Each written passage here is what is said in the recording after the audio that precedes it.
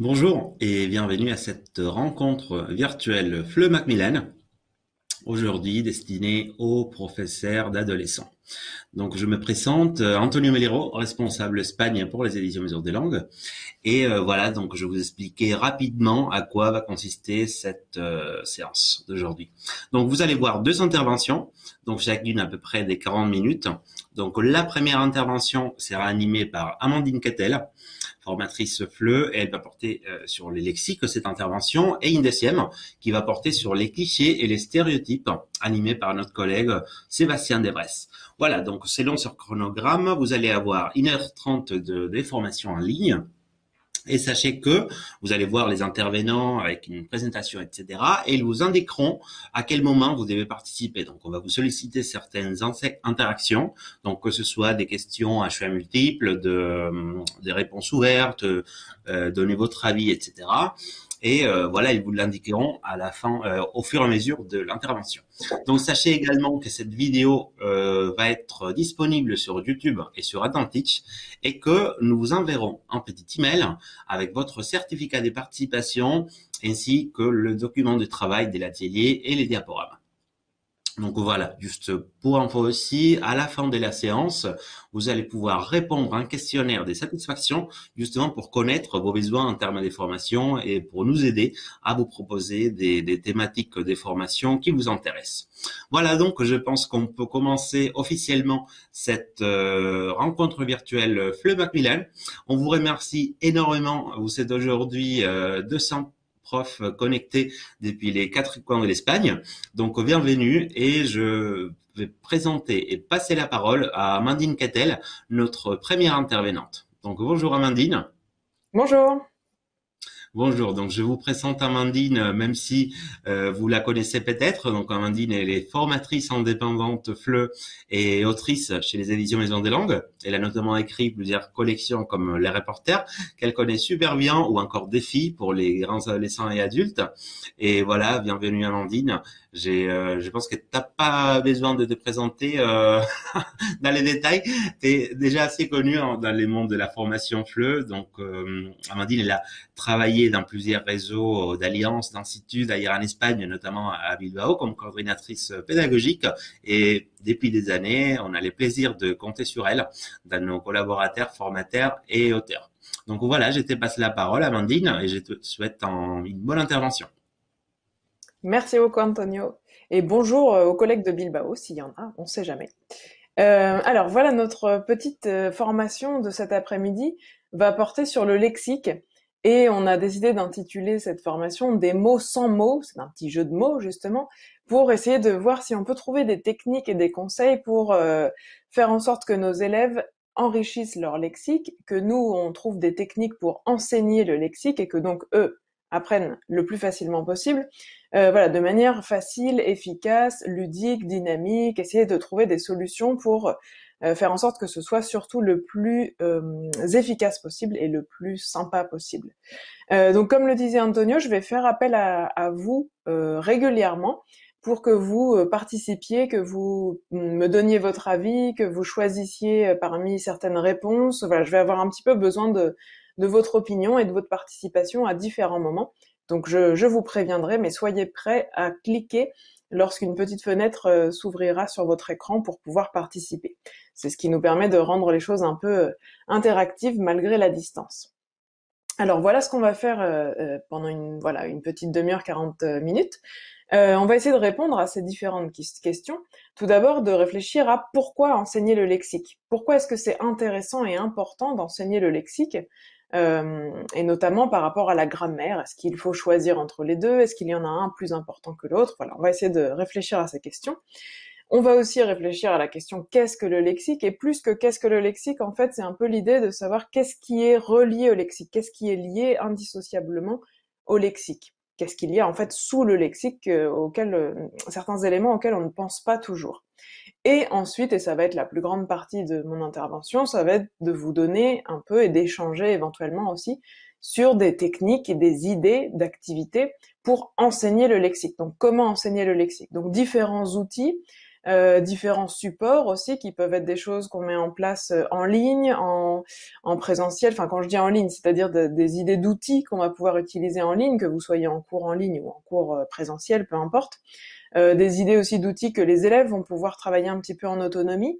Donc voilà, l'objectif c'est que vous repartiez tout à l'heure avec un maximum d'idées et de ressources à mettre en place dans vos classes. Pour cet atelier, je vais me baser sur des exemples tirés de 2 collections des éditions Maison des Langues, qui sont les reporters. Donc Antonio l'a précisé tout à l'heure, je fais partie de l'équipe des autrices des reporters. Donc c'est une collection que je connais bien et dans laquelle on a utilisé un outil en particulier dont je vais vous parler tout à l'heure concernant le lexique qui me tient beaucoup à cœur, donc je vais pouvoir vous en parler. Et puis une autre collection toujours destinée aux adolescents, donc niveau secondaire, qui s'appelle A+. J'ai pas précisé, les reporters, ça va jusqu'au niveau A2, donc c'est vraiment prévu pour, je vais remettre la diaporama, vraiment prévu pour l'ASO, en fait, les 4 années de l'ASO, c'est vraiment conçu pour ça. Et A+, on peut aller un petit peu plus loin puisqu'on va jusqu'au niveau B2, les niveaux sont divisés en 5 et qu'on arrive à la fin du 5e niveau jusqu'au niveau B2. Et donc pareil pour le niveau secondaire, donc de 11-12 ans jusqu'à, pourquoi pas, 18 ans, ça peut tout à fait convenir aux élèves. Et là aussi, il y a quelques outils qui sont très intéressants concernant le lexique, je vais vous en montrer quelques exemples. Alors, je vais pas tarder à avoir besoin de votre participation pour une première question. Donc, si on avance dans notre première question, c'est de savoir pourquoi est-ce qu'on doit enseigner le lexique. Donc, ce que je vous propose, c'est de me dire avec quelle phrase vous êtes le plus en accord. Donc, je vais lire ces 3 phrases et puis vous allez pouvoir cliquer quelque part pour pouvoir me donner votre avis si vous êtes plus d'accord avec la phrase 1, 2 ou 3. Donc, la phrase numéro 1, c'est le lexique, c'est pour les niveaux avancés. La grammaire d'abord, le lexique après. La phrase numéro 2, c'est sans lexique, pas de communication. Et la phrase numéro 3, le lexique sans grammaire, c'est 0, ça ne fonctionne pas. Alors, n'hésitez pas à cliquer sur une des réponses qui vous semble la plus appropriée, avec laquelle vous êtes le plus en accord, phrase 1, phrase 2 ou phrase 3. Je vois déjà quelques réponses. Tu peux Alors, répéter les voilà. phrases, Amandine, Ah juste oui, je vais pour... répéter les phrases. Tout à fait. Alors, phrase numéro 1, le lexique, c'est pour les niveaux avancés. La grammaire d'abord, le lexique après. Phrase numéro 2, sans lexique, pas de communication. Impossible de communiquer. Et phrase numéro 3, le lexique sans grammaire, c'est 0, ça ne fonctionne pas. Alors, est-ce qu'on a déjà... Ah oui, voilà, les réponses commencent à arriver. On a une grande majorité déjà qui se dessine.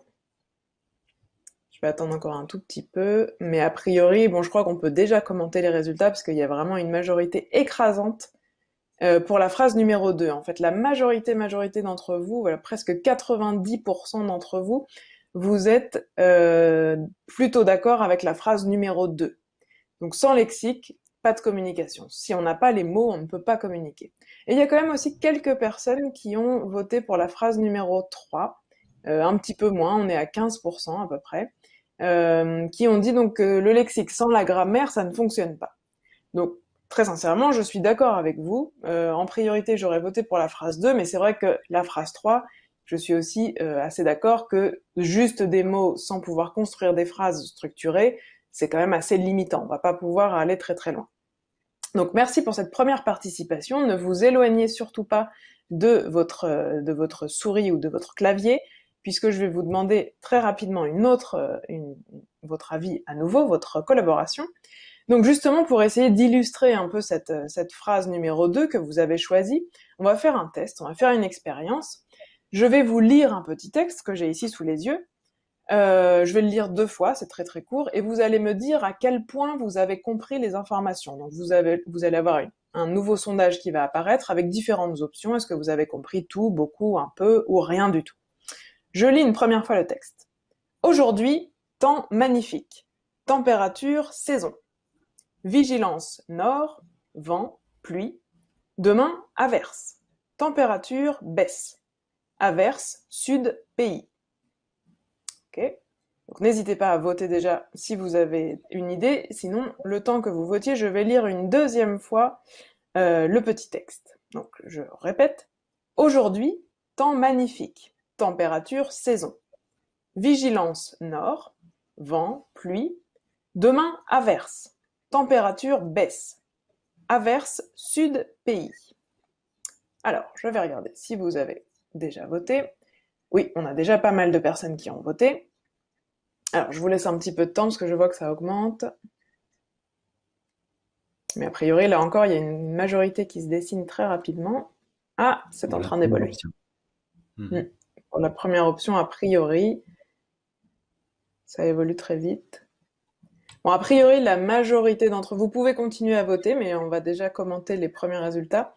La majorité d'entre vous, vous avez tout compris, ou beaucoup en tout cas. Vous avez compris beaucoup des informations qui étaient dans ce message. Alors c'est vrai que j'ai choisi volontairement un exemple très simple. Il s'agit bien sûr, vous avez reconnu, d'un bulletin météorologique.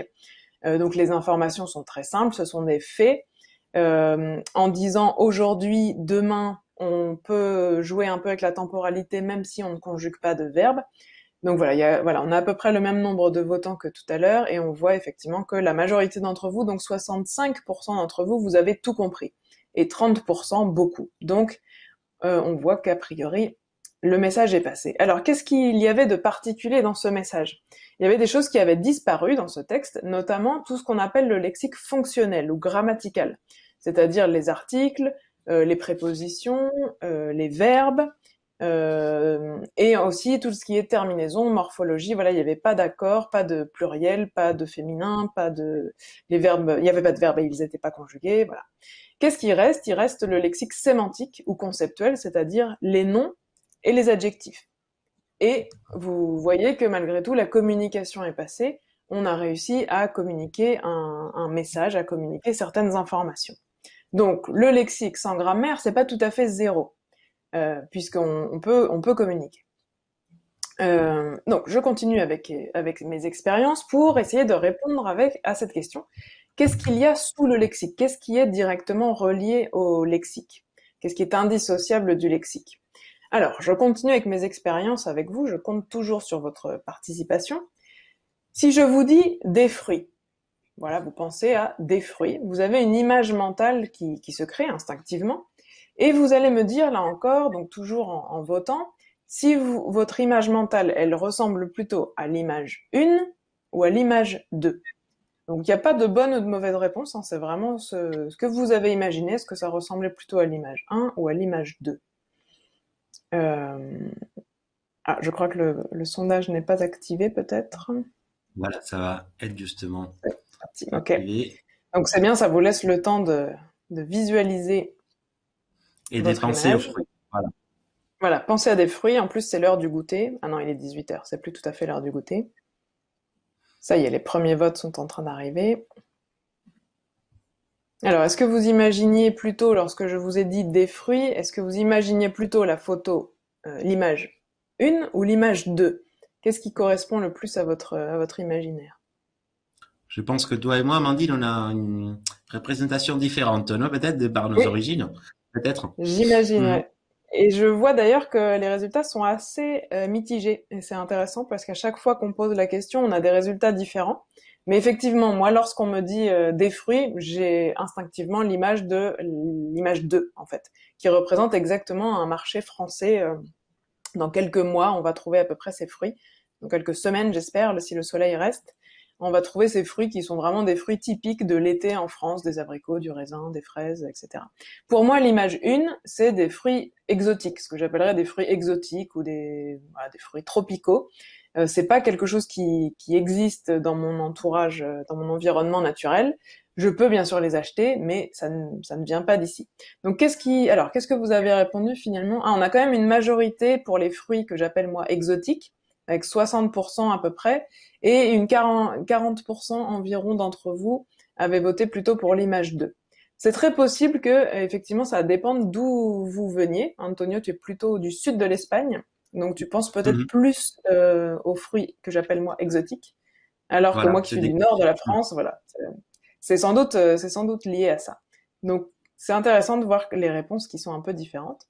Alors, qu'est-ce que ça nous apporte ça? On va arriver tout de suite à une réponse, mais j'ai besoin d'une dernière participation de votre part pour que vous me disiez, et donc là c'est une question ouverte, donc vous allez pouvoir utiliser votre clavier et me dire comment est-ce que vous appelez cette chose que j'ai affichée ici. Vous devez voir normalement un objet, une chose. Comment est-ce que ça s'appelle pour vous? Alors en français bien sûr, hein, pas en espagnol. Comment est-ce que vous appelez je ne veux pas dire un mot, donc cet objet, cette Oui, chose. voilà. Ouais. On va pas dévoiler. Voilà, vous allez voir apparaître un petit champ justement pour écrire. Vous pouvez taper en petit texte pour définir. Voilà, on commence déjà à avoir des différentes réponses. Sachez que vous pouvez également liker les réponses des collègues, justement. Mhm. Moi, je Ah dirais, ça y est, il y en a j'ai plein trois qui noms. arrivent. Mhm. On a plein de pain au chocolat. On a quelques chocolatines. On a de la brioche aussi. Chocolatine, pain au chocolat. Bon, on a une énorme majorité de pain au chocolat. Et un chausson au chocolat aussi, chocolatine, napolitana au chocolat. Alors ça, je suis désolée, mais c'est en espagnol, napolitana. Si vous arrivez dans une boulangerie en France et que vous dites napolitana, il est très probable qu'on vous propose autre chose, en fait, parce que je crois qu'il y a une petite viennoiserie qui s'appelle napolitana, mais je crois que c'est pas du tout la même chose. Pain au chocolat, chocolatine, etc. Bon, je vois que, a priori, vous connaissez. Donc pain au chocolat, chocolatine, on est un petit peu entre les deux. Et bien justement, j'ai une carte de France du vocabulaire de pour désigner cette chose. Et vous voyez que, en fait, toutes vos réponses étaient correctes. Chocolatine, c'est un mot qui est très utilisé dans le sud-ouest de la France pour parler de cette viennoiserie. Pain au chocolat dans quasiment tout le reste de la France. Donc moi, je suis à Nantes, en Bretagne, donc moi, j'utilise le mot pain au chocolat. Mais dans le nord, vers Lille, par là, on parle de petit pain au chocolat. En Belgique, on parle de cook au chocolat. Dans l'est de la France, on parle de croissant au chocolat. Bref, il y a plein de dénominations. Alors, pourquoi est-ce que je fais cette expérience avec vous? Parce que c'est intéressant de voir qu'en fait, les mots qu'on utilise et les images qu'on associe aux mots et les mots qu'on associe aux images, inversement, sont vraiment liés à notre culture, en fait, à notre zone géographique, à l'endroit dans lequel on utilise la langue qu'on est en train d'apprendre ou notre langue maternelle. Moi, je dis pain au chocolat, que si on me parle d'une chocolatine, il me faut un petit temps pour comprendre de quoi on parle, en fait. Donc voilà, les mots sont très importants par rapport à leur zone d'origine, en fait, et à la culture de l'endroit où vous allez utiliser la langue et de l'endroit où vous l'apprenez. Donc c'est à garder en tête. Dans la collection A+, vous allez retrouver régulièrement des petits encadrés qui s'appellent Voc+, vocabulaire plus, qui nous permettent justement de se poser des questions et d'avoir des informations sur ce type de problématiques que les élèves peuvent rencontrer. Et on a un autre exemple qui ressemble un peu à ce qu'on vient de dire, un téléphone portable, un téléphone personnel, donc cet objet ici. En Suisse, ça s'appelle un mobile ou un attel. En France, on appelle ça un portable. Au Québec, on appelle ça un cellulaire ou un cell. Et en Belgique, on appelle ça un GSM. Et c'est un objet qu'on utilise toute la journée, à longueur de journée, et qu'on est toujours en train de chercher. Donc c'est un mot important parce qu'on est toujours en train de demander où est mon mobile, où est mon portable, où est mon GSM, et en fonction du pays, on va avoir besoin d'un mot différent. Donc c'est intéressant que les élèves se rendent compte de ça et soient conscients de ça.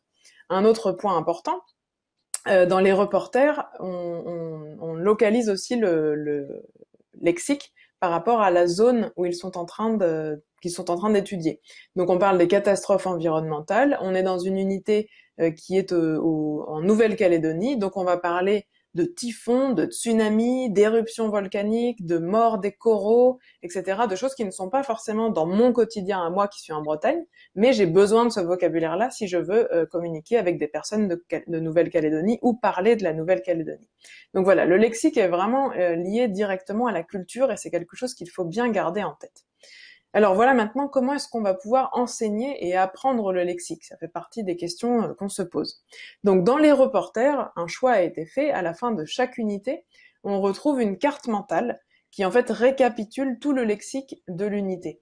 De manière très visuelle, colorée, illustrée, pour qu'en un clin d'œil, on puisse voir et comprendre tous les mots importants de l'unité. Donc c'est quelque chose de très très visuel et qui va vraiment aider les élèves à mémoriser et à comprendre tout le répertoire lexical de l'unité qui nous intéresse. Qu'est-ce qu'on fait avec cette carte mentale? Dans le guide pédagogique, on a des propositions d'activités, donc pour chaque carte mentale, donc dans chaque unité, on a une nouvelle proposition d'activité. Donc ça peut être des petits jeux, par exemple ici on propose aux élèves de faire une devinette à partir des mots. Ça peut être aussi des activités pour réutiliser les mots qui sont dans la carte mentale. L'objectif, c'est d'utiliser les mots qui sont dans la carte mentale de manière la plus authentique possible pour que les élèves les prennent en main, les mémorisent, etc. Dans le livre de l'élève, on trouve aussi toute une série d'activités qui se trouvent à côté de la carte mentale. Et ce qui est très important, c'est la dernière activité, enfin en tout cas à mon avis, où on propose aux élèves de créer leur propre carte mentale à partir des mots de l'unité, les mots qu'ils souhaiteraient conserver, puisque tout le monde ne va pas forcément vouloir conserver les mêmes mots. Donc à eux, individuellement ou par petits groupes, pourquoi pas, de refaire leur carte mentale pour mémoriser au maximum de vocabulaire. D'autres possibilités, ça va être de jouer avec le lexique. Dans la collection A+, là encore, dans chaque unité, vous allez retrouver une idée de jeu. Très souvent pour travailler le lexique, justement, pour réemployer le lexique et la grammaire, mais plus souvent d'ailleurs, je crois, le lexique, pour rebrasser le lexique de manière dynamique et ludique. Donc dans chaque unité, vous avez une idée de jeu vraiment très détaillée, comme une recette de cuisine, avec tout le matériel dont vous avez besoin, le temps que ça va prendre et tout le déroulement pour que ça soit le plus facile à mettre en place. Donc des idées de jeu, on peut en avoir plein d'autres. On peut essayer d'utiliser des jeux qui existent déjà dans la vie quotidienne des élèves. Donc je pense aux jeux de loi, au bingo, au double, au tabou. Enfin, il y a plein de jeux, le qui est aussi. Il y a plein de jeux qui existent dans notre quotidien, qui existent dans les familles, qui existent lorsqu'on se réunit entre amis, qu'on va pouvoir détourner un petit peu pour travailler le lexique, pour pouvoir faire deviner des mots, pour pouvoir retrouver des mots, associer des mots, utiliser des mots. Bien sûr, il y a aussi le jeu de memory où on doit associer deux cartes et se souvenir où elles sont. Le jeu de Pictionary où il s'agit de dessiner et de faire deviner à nos camarades de quel mot il s'agit. J'ai parlé, alors le jeu de loi, bien sûr, on peut pas le réutiliser tel quel le jeu de loi, mais on va pouvoir personnaliser le plateau pour travailler ou une thématique de vocabulaire, ou on peut imaginer que lorsqu'on tombe sur une case, un élève doit épeler un mot, par exemple. Une autre case, il doit donner un synonyme, donner un contraire, traduire le mot dans une autre langue. On peut imaginer plein de choses. Le bingo, on va bien sûr pouvoir travailler le vocabulaire des chiffres, des nombres et des chiffres, mais aussi, pourquoi pas, modifier un peu la grille du bingo et avoir à la place des numéros, par exemple, des dessins ou des mots, justement. Et ensuite, l'animateur du jeu va dire le mot et il va falloir retrouver le dessin qui correspond à l'illustration. Enfin, on peut imaginer plein de choses avec ce petit type de jeu qui va pas être très compliqué à mettre en place parce que les élèves connaissent déjà la règle. Le matériel à créer n'est pas trop compliqué. Créer une grille de bingo avec des mots, ça nous demande pas forcément trop de temps. Taboo et Time's Up, ce sont des jeux qui sont un peu similaires, où on a des cartes avec justement un mot ou un personnage, et il va falloir faire deviner aux autres de quoi il s'agit. Dans le Taboo, on a des mots qui sont interdits, donc il faut faire deviner quelque chose sans dire d'autres mots. Dans le Time's Up, on peut faire deviner les mots en mimant, en donnant un mot ou en expliquant un petit peu. Et ce qui est intéressant dans tous ces jeux, c'est que comme il y a un côté compétition et qu'on veut gagner, les élèves vont être motivés et vont mémoriser plus facilement sans doute le lexique de manière plus ludique et plus dynamique. Donc tout ça, ce sont des idées de jeu qu'on va pouvoir créer ou en tout cas adapter, personnaliser un petit peu en fonction de ce qu'on est en train de travailler. Et on peut aussi utilisé certains outils qui sont en ligne. Je vais vous donner quelques exemples, mais il y en a plein qu'on va pouvoir utiliser, puisque donc le lexique c'est ludique, mais le lexique c'est aussi numérique. Alors, j'ai essayé de les classer un peu par catégorie. C'est une petite sélection, hein, mais il y a plein de choses qui existent. Alors, j'ai essayé de faire 3 catégories. On a d'abord une application qui s'appelle, enfin une application, une plateforme, disons un site internet qui s'appelle Tagool et qui permet de créer des nuages de mots de manière collaborative, coopérative, puisque tous les élèves vont pouvoir participer et ajouter les mots de leur choix et on va créer ensemble un nuage de mots qui va s'afficher sur l'écran principal, sur l'écran de la salle ou sur l'écran partagé. Mentimeters fonctionne un peu de la même manière, mais il y a un côté... Alors, on a besoin du téléphone portable des élèves, puisqu'ils vont rentrer leurs mots justement dans le téléphone portable, et ça va ensuite s'afficher directement sur l'écran principal. Donc les deux sont... Je recommande vraiment les deux. Alors, qu'est-ce qu'on peut faire avec un nuage de mots? Il y a différentes manières d'envisager les choses. On peut se dire qu'au début d'une unité, avant de rentrer dans la thématique, on a envie de faire un peu un remue-ménage, ou en tout cas, pour nous aussi, ça nous sert un peu de test diagnostic pour voir où en sont les élèves, quel vocabulaire ils ont déjà. Donc par exemple, si on va commencer une unité qui parle des voyages, on peut dire aux élèves, écrivez tous les mots qui vous font penser à voyage. Donc peut-être qu'il y en a certains qui vont écrire avion, bus, valise, plage, aventure, on peut imaginer plein de choses, et on va voir s'afficher tous les mots que les élèves connaissent déjà. Ça va nous permettre éventuellement de travailler un peu l'orthographe pour corriger certaines choses, et pour nous aussi de voir où ils en sont. Une autre possibilité, ça peut être nous de fabriquer le nuage de mots et de leur présenter et de voir ce qu'ils connaissent. Ça peut être aussi une possibilité. Donc ça, j'imagine plutôt ça au début de l'unité, au début de la séquence pédagogique, mais pourquoi pas aussi refaire cet exercice ou le faire à la fin de l'unité pour voir un petit peu quels mots ils ont mémorisés, leur faire recréer un nuage de mots collaboratif à la fin d'une unité, en leur demandant de donner les 3 mots, par exemple, qu'ils aimeraient vraiment mémoriser en terminant cette unité, qu'ils pensent ils en ont besoin. Donc voilà, ça peut être intéressant. Je pense que le nuage de mots, c'est quelque chose de facile, il n'y a pas à construire de phrases ou quoi que ce soit, donc ça peut être assez... En plus, on a un résultat assez joli, on peut choisir même la forme parfois, donc voilà, ça peut être assez intéressant. Moi, je sais que je l'utilise beaucoup. Un troisième outil qui s'appelle Koggle, qui permet de faire des cartes mentales. On a parlé tout à l'heure de la carte mentale, qui est un outil vraiment très très très pratique pour travailler le lexique, pour mémoriser le lexique. On peut aussi donc faire des cartes mentales en ligne. Il y a plein de logiciels différents, de programmes en ligne gratuits qui existent. Moi, j'ai une petite préférence pour Koggle parce que je trouve que le résultat est joli, coloré, voilà, assez moderne, dynamique, etc. On peut insérer des images assez facilement. Et encore une fois, on peut proposer aux élèves de travailler ensemble, en même temps, sur une même carte mentale, en étant chacun sur son ordinateur, par exemple, ou sur sa tablette, ou à la maison, et donc collaborer en créant une carte mentale. Ce qui est intéressant aussi, c'est que nous, on va pouvoir aller regarder les cartes mentales des élèves pour éventuellement corriger un peu l'orthographe, les orienter, les aider, et on pourra arriver à un résultat assez joli à la fin avec des illustrations et un petit peu tout ce qui nous intéresse.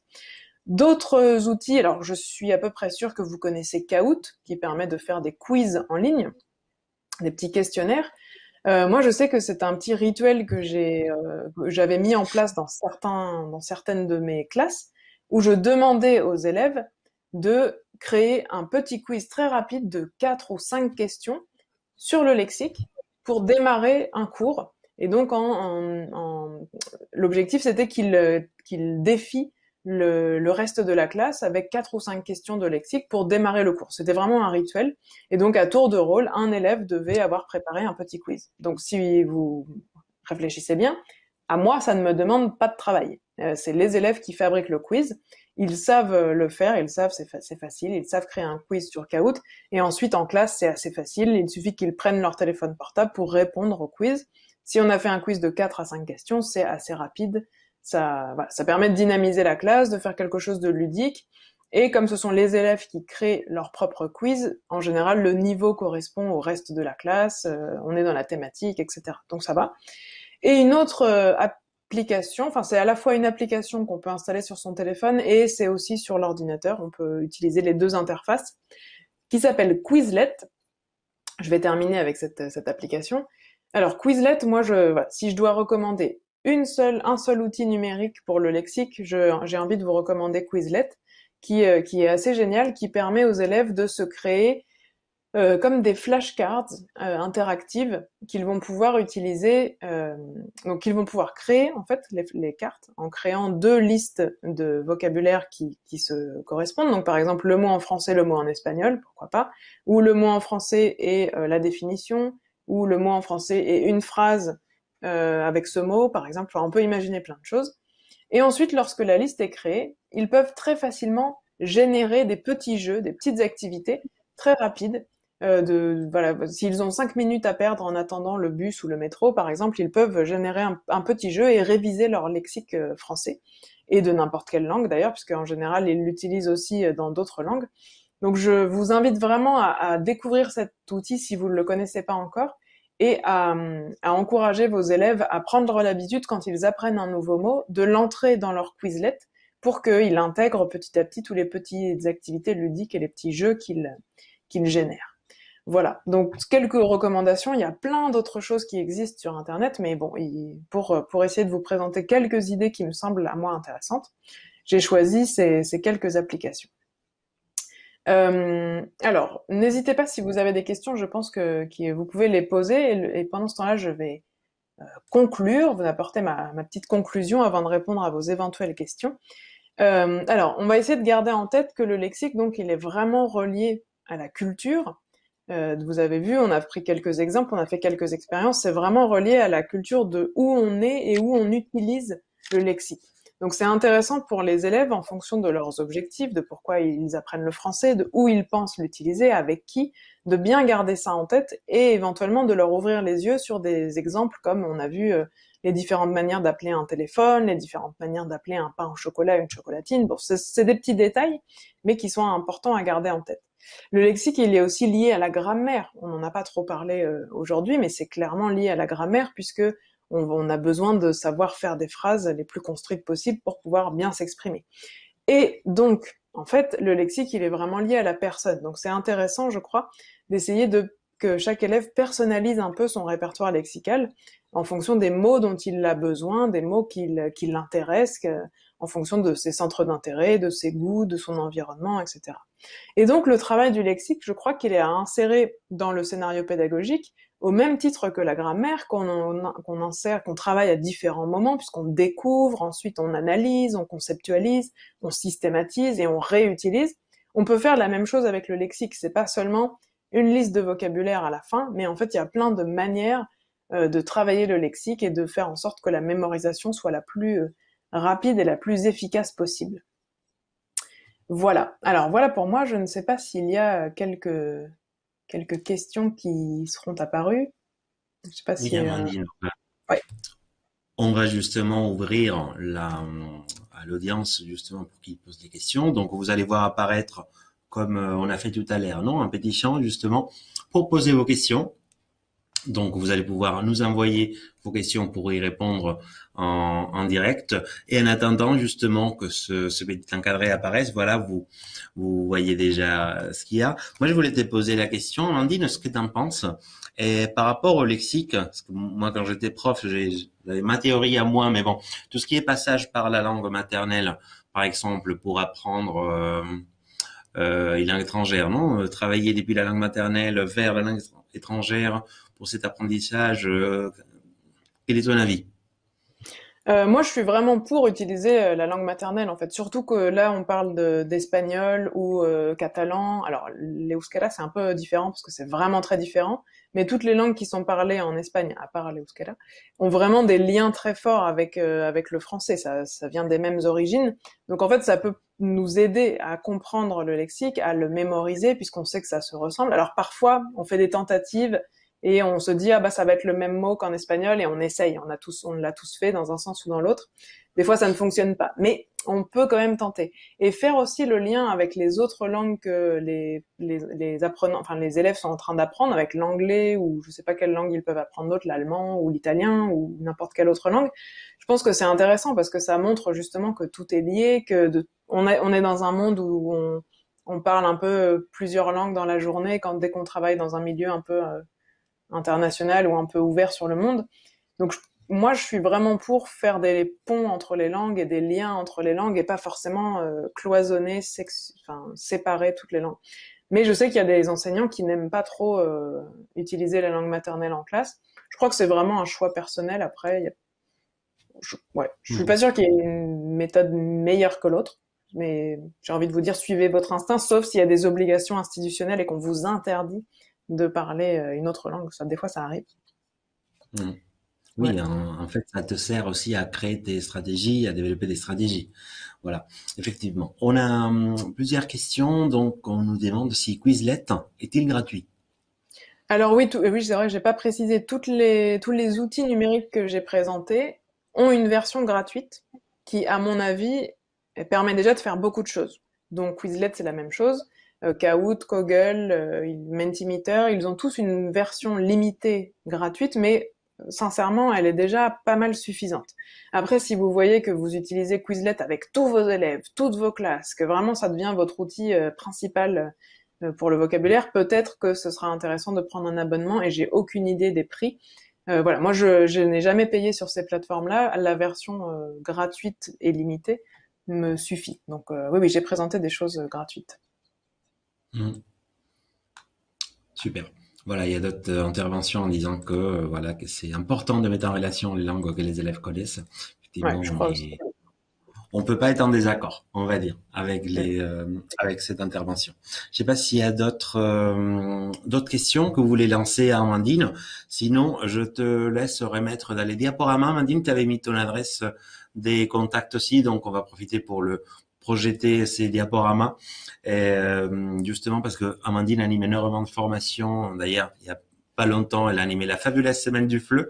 Donc, n'hésitez pas à la suivre sur les réseaux sociaux. Voilà, je t'ai dit aussi, on a reçu d'autres questions en petits commentaires. Si on dit aux élèves les différentes variantes lexicales en fonction des pays, des cultures, parfois ça crée des confusions, mais finalement, tout à fait d'accord avec leur faire connaître. Voilà, non, et ça, je sais pas ce que tu en penses, Amandine, mais ça peut dépendre aussi des niveaux, non?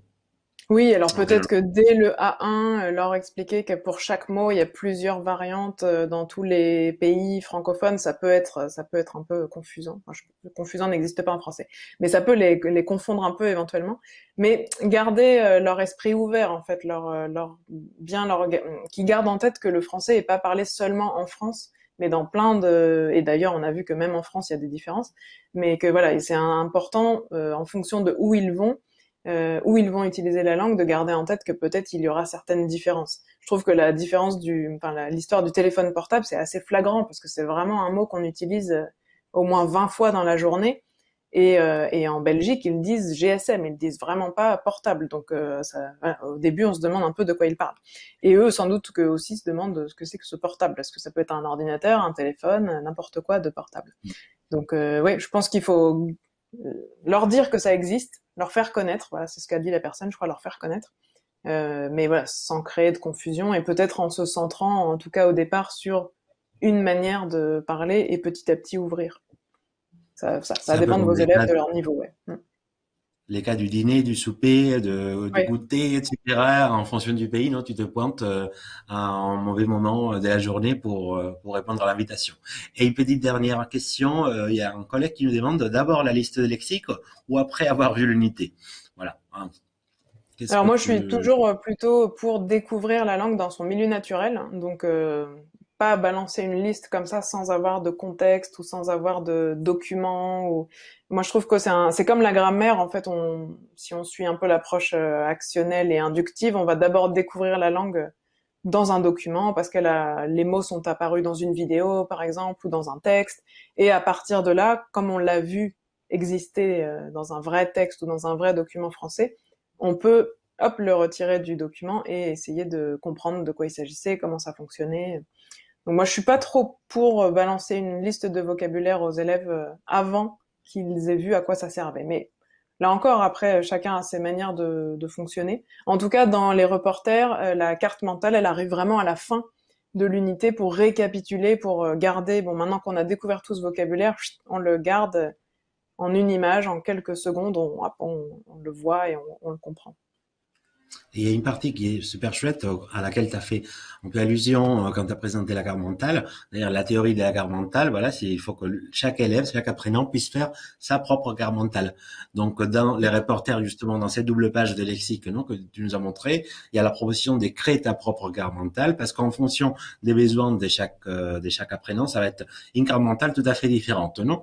Ah Mhm. oui, oui, c'est clair, en fonction de ses centres d'intérêt. Moi, à chaque fois, je donne le même exemple, mais quand on se présente, moi, j'ai pas besoin de connaître le vocabulaire du rugby ou de je sais pas quoi. Je fais pas de rugby, ça m'intéresse pas particulièrement.